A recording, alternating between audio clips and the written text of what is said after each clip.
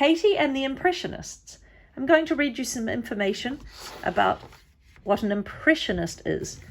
An impressionist is an artist, a painter, who lived in France at the end of the 19th century and the beginning of the 20th century. So that is the 1800s to the 1900s. Their paintings tried to capture a precise moment in time, rather like a photograph, by recording an instant impression. They painted their families, their gardens, trips to the theatre, and all sorts of things they saw around them, often painting outside in the open air. Their paintings, made up of blobs, were thought to be very modern and ugly to start with. Eventually, people grew to love their impressions because they were full of colour and movement, just like things in real life. So, I'm going to tell you about 3 impressionists. Maybe you've heard of 1, 2, or 3 of them. If you haven't, you definitely will in your lifetime. Claude Monet. Monet loved to paint his family, gardens, and landscapes. He painted the luncheon, the field with poppies, which are both in the Musée d'Orsay in Paris in France. So that's a museum called the Museum d'Orsay. Pierre-Auguste Renoir was famous for painting portraits, especially of children and beautiful women. A girl with a watering can can be seen in the National Gallery of Art in Washington, D.C. in the USA, and her first evening out is now hanging in the National Gallery in London, bearing in mind that he lived from 1841 to 1919. He's got artwork now hanging all over the world. Edgar Degas painted ballerinas and orchestras and theatres. He even made statues of ballet dancers. The Blue Dancers is now in the Musée d'Orsay in Paris. There are other Impressionist paintings by these and other great artists in museums and galleries all over the world. So I find that really interesting that their artwork is still loved now. If you ever go on holiday to Europe, you most definitely will be in an art gallery at some stage. It was Grandma's birthday, and for a special treat she had taken Katie to an art gallery. Katie loved the gallery because you never knew what you were going to see there.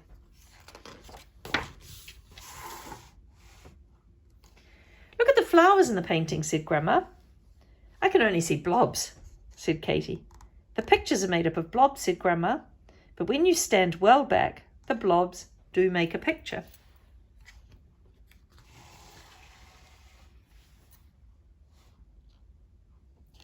Katie wandered off into the next room to try. There she saw a painting called The Luncheon by Claude Monet. And when she stood back, Katie could see a garden. Grandma would love flowers like those for her birthday, she thought. She closed her eyes and she sniffed. She was sure she could smell the flowers.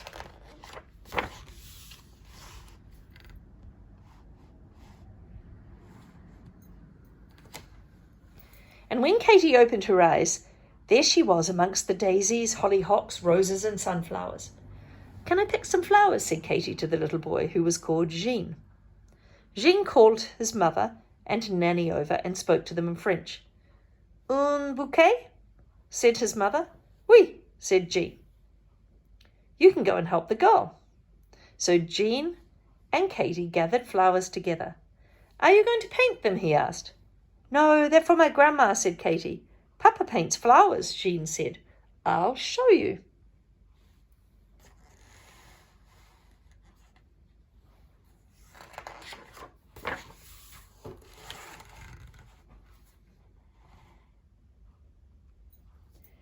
Jean took Katie to a room full of pictures like a small gallery. This is Papa's studio. He is a famous painter called Claude Monet. I'm good at painting, said Katie. Let's have a go. They mixed the paint on palettes with brushes and found canvases to paint on. They painted portraits of each other using blobs, just like real painters. Now, I'd better get back to Grandma, said Katie, and they went into the garden. Will you come another day? Asked Jean. I'll try, said Katie, and she picked up the bunch of flowers and waved goodbye and climbed through the frame into her gallery. Katie saw that the bunch of flowers was beginning to wilt. "What I need is some water," she said, looking around the gallery. She saw a painting called "A Girl with a Watering Can." You can just see the watering can here. By Père Auguste Renoir. Katie looked around her to make sure no one was watching her, and of course she climbed inside.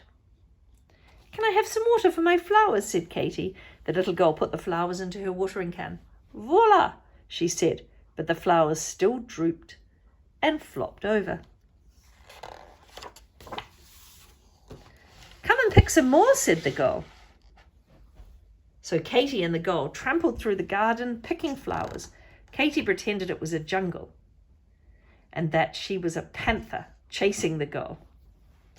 Suddenly, there was a terrible scream. It was the girl's mother. "You've ruined my garden," she shouted. "It wasn't me," said the girl. "It was her."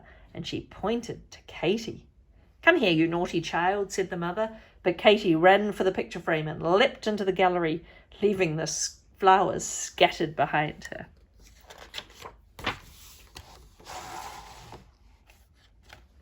Katie sighed. She didn't dare go back to fetch the flowers. She went to look at the other pictures. There were a lot of pictures by Mr. Monet. Katie looked at one called "A Field with Poppies."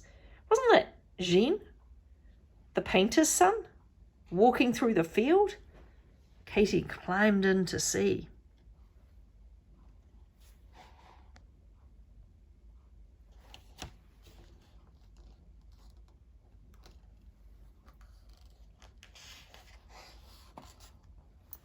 "Hey, Jean." He was delighted to see her. "We're going on a picnic," he said, and Jean's mother said that Katie could join them.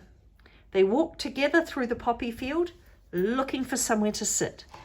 Jean helped Katie gather armfuls of poppies for Grandma.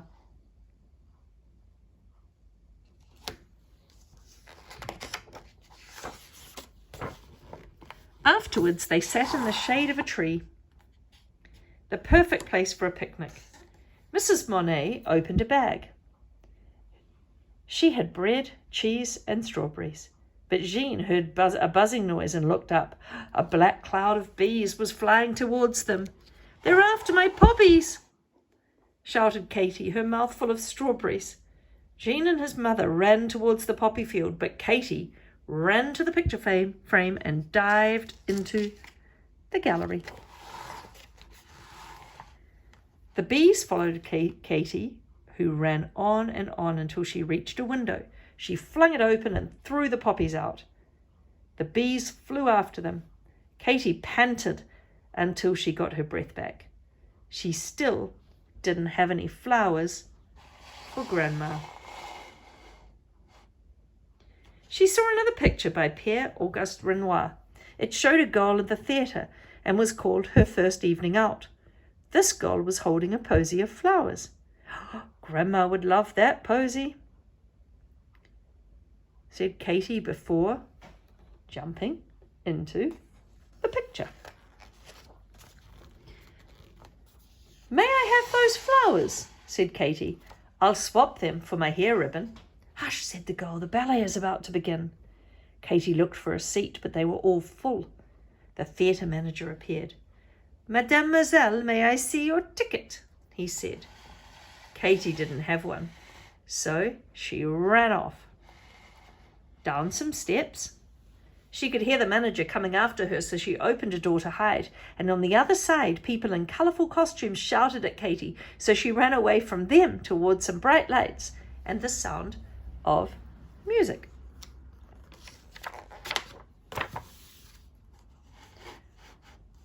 Katie pushed past heavy velvet curtains and found herself on stage. The dancers held their breath. So did the musicians in the orchestra. So did the audience. What was Katie going to do?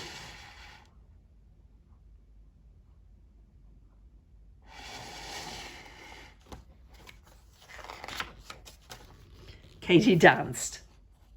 The music started up again and Katie pranced all around the stage. How the audience loved her. They'd never seen anyone dance so strangely before. They cheered and clapped and threw flowers. Hundreds of flowers fell upon Katie as she twirled around. "Well done," they shouted. "Bravo!" When the music stopped, Katie curtsied and gathered up her flowers. The manager rushed over to her. "Oh, my dear, you have such talent." Katie blushed. "I just jumped around a bit, really," she said. "You must dance every night. You will be famous," said the manager. "Thanks, but it's Grandma's birthday," said Katie. "I must get back." But Katie could not find her way to the picture frame. There were people everywhere changing costumes. She was afraid she might be stuck in the theatre picture forever. All of a sudden, she saw another frame. "I must be in another picture," said Katie. She gathered up her bouquet and climbed into the gallery.